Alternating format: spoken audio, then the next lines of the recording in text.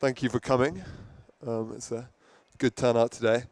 I don't know if any of you caught the speeches over in the UKTI bit earlier, but I felt that the words that the guy Dan there was saying about how important mobiles become is really grist to the mill of my presentation.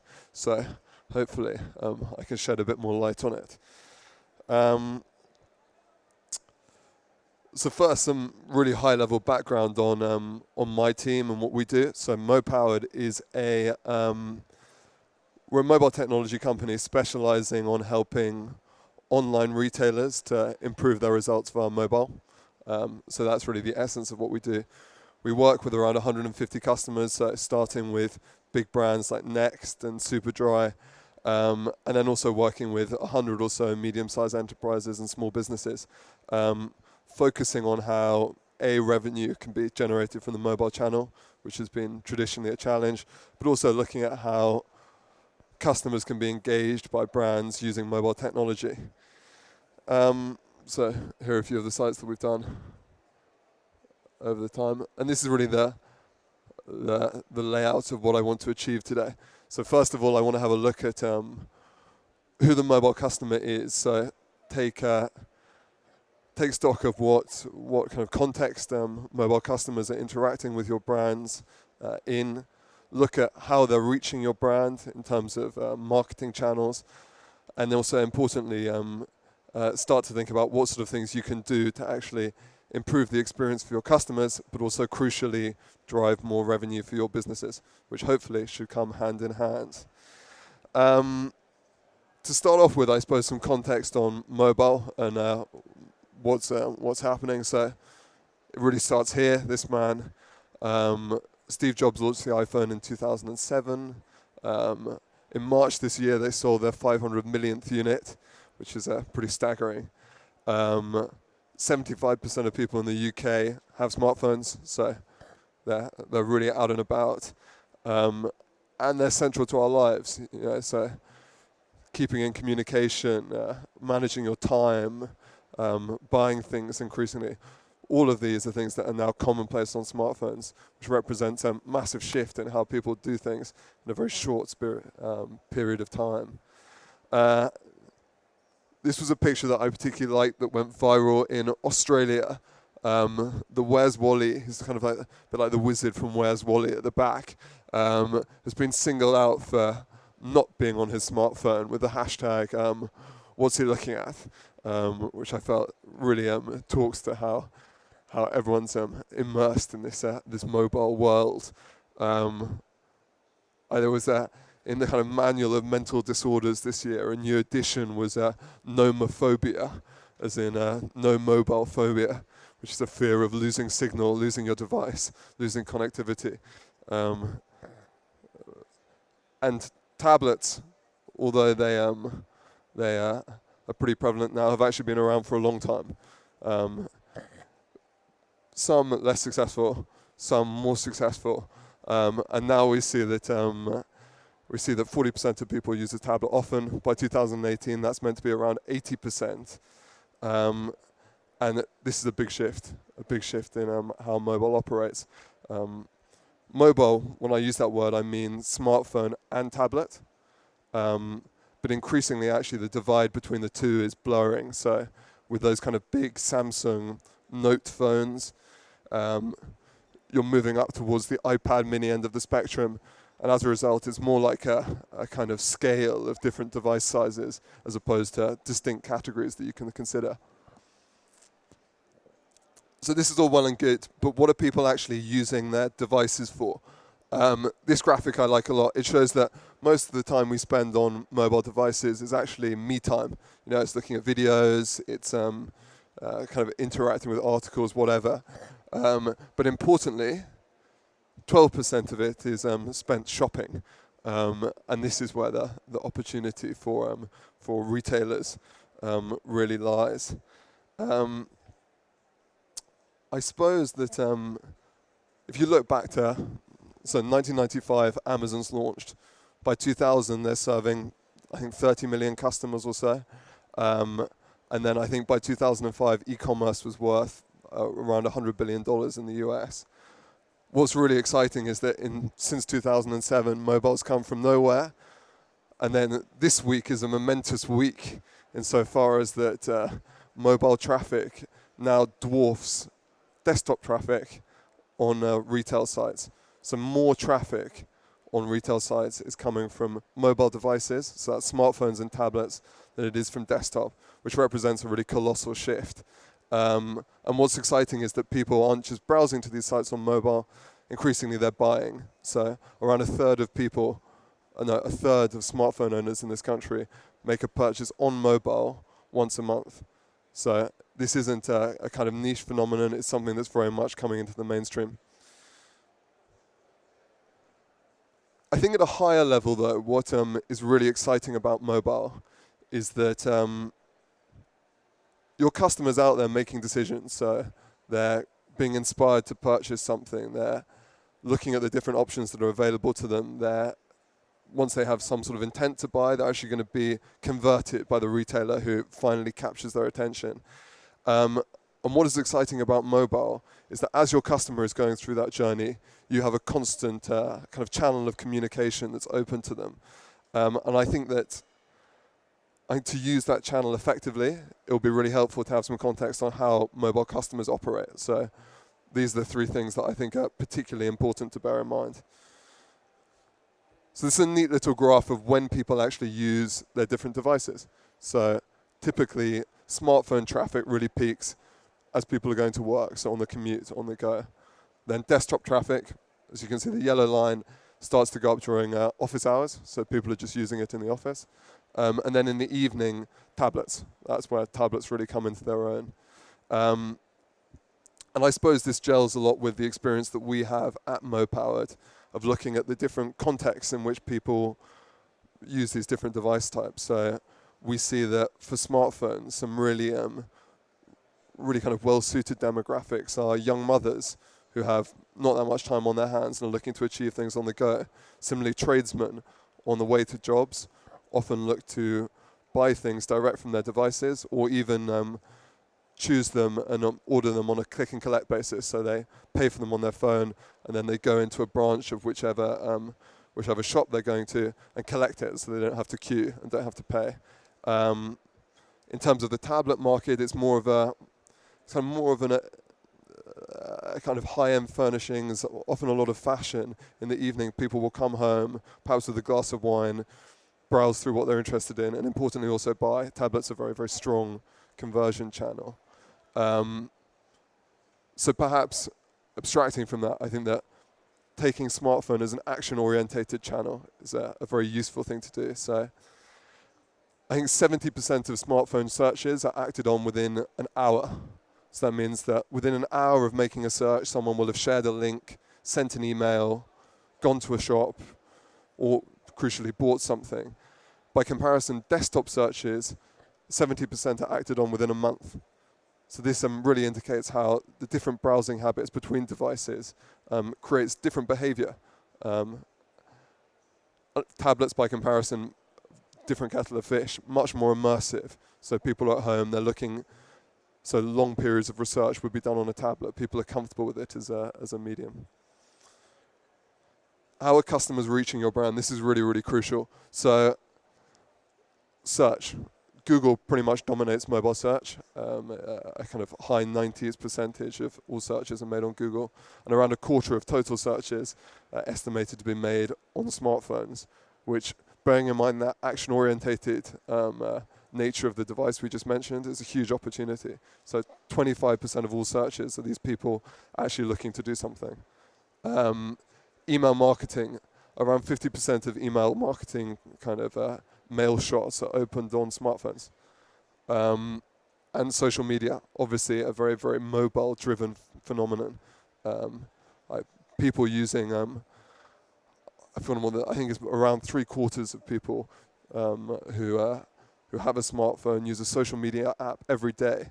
So that's why for businesses like Facebook, who started in the desktop format, what a really big challenge has been is shifting this desktop model to something that's very much mobile first, because that's what they need to do, because that's where they get the interaction. And looking at those marketing channels, it might be easy to think that it's a single interaction that we're mapping here, that people are coming from these marketing channels to your mobile site or to your tablet experience.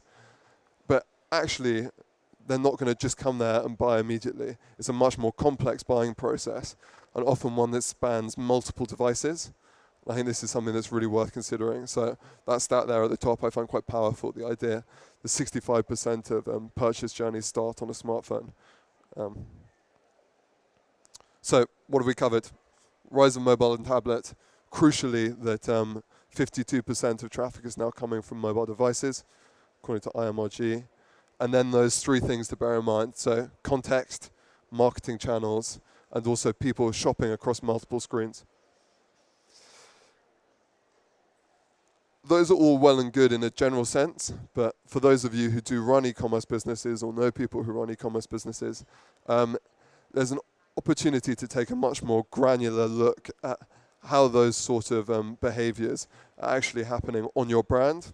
And the way to do that will be looking into your analytics software and seeing what the numbers are. So typically when we start working with a new customer at MoPowered, the first thing we will do is take a look at their Google Analytics and build this sort of dashboard. And although it may look a bit foreign, it actually can tell us an awful lot. So here, on the left-hand side, that's the way that the percentages of traffic have changed. So the bottom purple is smartphone and then tablet desktop.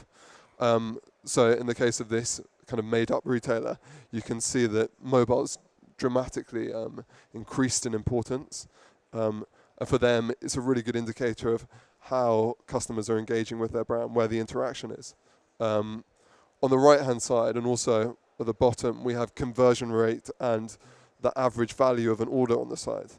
So when you look at these two numbers, you can start working out how much revenue is actually coming through mobile, how much revenue is coming through tablet, and then by doing that, it allows you to gain a sense of what sort of revenue uplift you can achieve by improving the direct conversion on a channel. So by making more people buy on tablet, for instance, by making specific improvements, what will be the sort of uplift that will have across your brand, which is important. And then the final thing I'll mention is bounce rate. So these are people who come onto your website and immediately ping off. And if you look at that, it's a good indicator of how well you're engaging your customer. Similarly, how long people spend on your site, what the sort of average time on site is. Another indicator of how well you're grabbing people's attention. So that's what this really shows. And for any of you who want to use that tool, it's available at this link. The only thing I would caveat that with is that it will involve sharing some of your Google Analytics data. So some of you may need an NDA to do that. And I can happily arrange that if you would so wish. There are a few more things that you can actually tell from analytics that I would recommend having a look at. Possibly the most important one being email marketing. So having a look at when you do send out these email marketing mail shots, if you do, what percentage of them are being opened on smartphone devices. As often that's a really good indicator of, again, how much engagement you're getting on mobile. So hopefully by this stage, once you've had a look at that sort of stuff, you would be in a position to know how customers are relating to your brand on mobile. What I want to do now is have a bit of a look at the sort of things you can do to improve the experience they're getting and start to improve results. Now, this is something I find really useful when thinking about how people interact on mobile, also the sort of mobile customer journey. So reach. Reach is the idea of how you are getting out to your customer, how you're pulling them from any sort of mobile browsing experience they're having onto your channel, so your website or your app. Interact. You brought them there. What are you actually doing with them? What's their experience? How well can they flow through what you've built? Convert. Importantly, you're going to be wanting to turn some of these people into buyers. How are the best ways to do that? What are the crucial things to consider? And engage. So people have either bought or not bought. What's going to form the kind of fundaments of the ongoing relationship with that customer. So there's been a long-running debate about whether people should invest in improving their web experience for mobile devices or look at native applications. Great debate. A few points. So apps are great. They do a few things really, really well. If you have this loyal customer base who comes back to you often, either to look for engagement, so the sort of content you're providing, or to just to buy, we see quite a lot of revenue advantages in actually having an app as a dedicated channel for those mobile customers. Similarly, there's some really exciting functionality around when people come into stores. So the idea that you go into your favorite fashion store where you have a kind of customer profile built up of you. You walk towards some jeans that you like the look of, and by virtue of being close to a receptor, which will be hidden underneath the kind of shelf, you'll be pinged an offer. Those things at the moment are working on the basis of app frameworks, and as a result, you'd have to do them through here.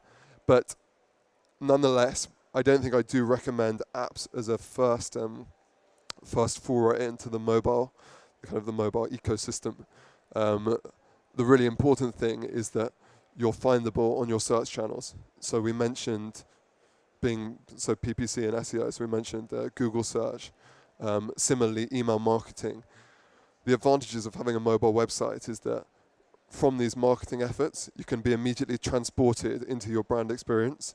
Whereas with an app, of course, you have to download it, which is a difficult middle ground. Similarly, they work well across all device types.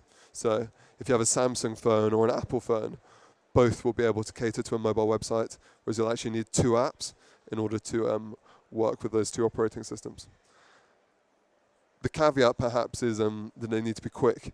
The browser's doing much more work, so Safari on your iPhone is doing much more of the processing when you're doing a mobile web experience. So you need to think about how quick it is, and that's something I'll look at a little bit later. So, Interact. So for a long time, people were displaying desktop websites to their mobile customers. And this, particularly on smartphones, presented a few obvious UX challenges. So typically a desktop website has small buttons. You have to pinch and zoom in order to be able to get anywhere. They're not very well set up in terms of text sizes for people on a mobile device. And bearing in mind, particularly on smartphones, what we said about mobile being action-orientated, I think that those are things that really need to be tackled early on, and importantly also will show a return on investment because they make such a big difference to the browsing experience. There are a few other things that are also worth considering. So navigation. So people come to your brand because they know the brand, and then they're looking for a particular product.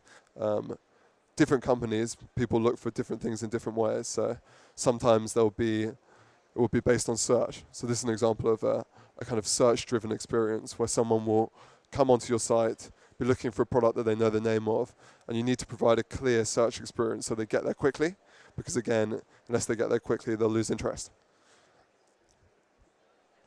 We also mentioned earlier shopping across multiple screens. So what this shows here is on one of our kind of UXs, the idea that you can swipe left and right to see both category options, but also your basket. And what's exciting here is that by populating that on the right-hand side, you can in effect build up a kind of a collection of things that you're thinking about. And what is also possible to do is then sync that between multiple devices, which allows people to then pick up the shopping experience across different devices. So we've done the hard work. They've looked for it. Now it's just a matter of getting them through the checkout process, getting the customer to buy. What is interesting is that this is, to some degree, a neglected effort. So this slide here and the Forrester stat I find interesting, so far as that people spend £80 on SEO, email marketing, what have you, but only £1 on actually working on the conversion of their website, pro rata. And I think that definitely, historically, mobile's been a real place where there's an opportunity to gain a strong ROI from investing in conversion, which means all of your subsequent investment in, say, PPC will perform better because it will be driving more traffic, but you'll be converting more of that traffic into buyers. So what drives conversion? We've talked a lot about how mobile customers have a kind of inbuilt impatience, and typically 4-second page loads, that's your cutoff point. You lose a lot of attention and interest as soon as customers are waiting for longer than that. And the stat there at the bottom right I find pretty astonishing.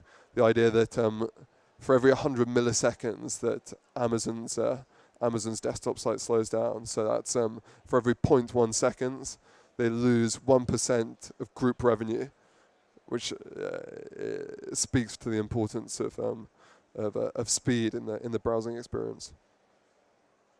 And finally, I think checkout. So multiple checkout pages is a big no-no. Again, people lose interest and decide that they'll continue on another device later.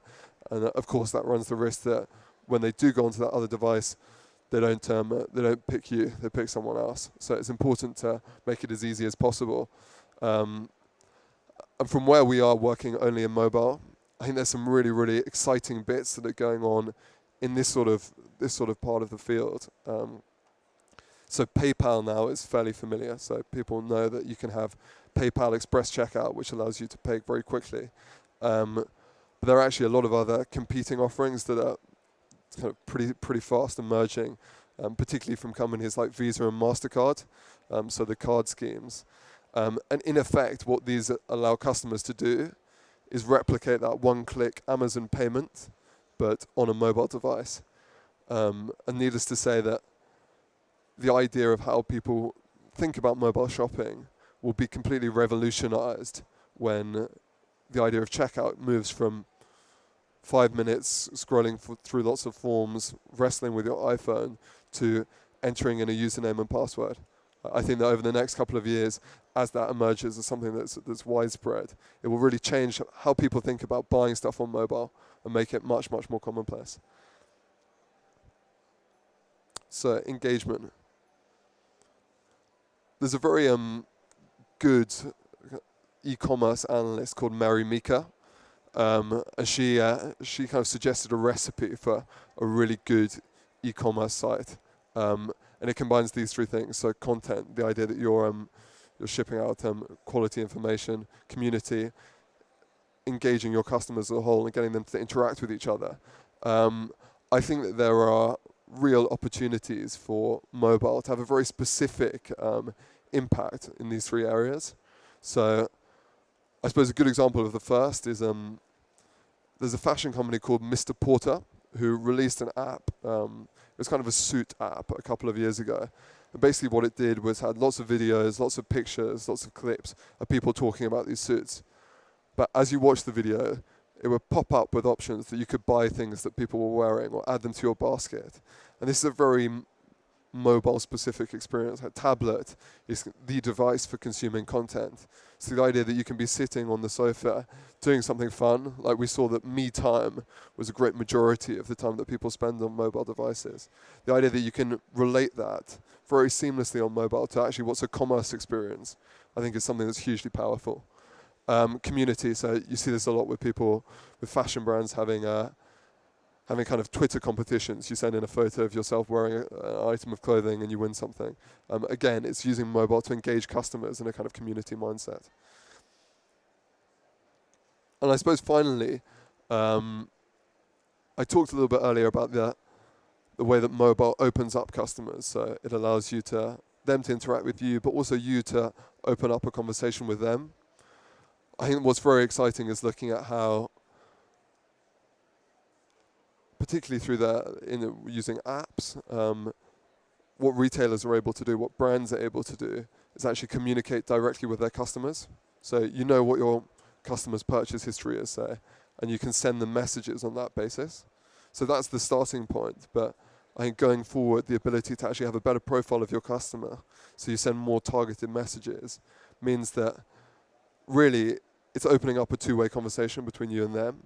And I think that will be something that really changes the way that people look at mobile, particularly when you combine that with a seamless checkout process. So the idea that the inspiration part of the journey can be seamlessly married to the checkout part of the journey without really seeming like a kind of e-commerce experience, but just something that was interesting and they wanted to buy.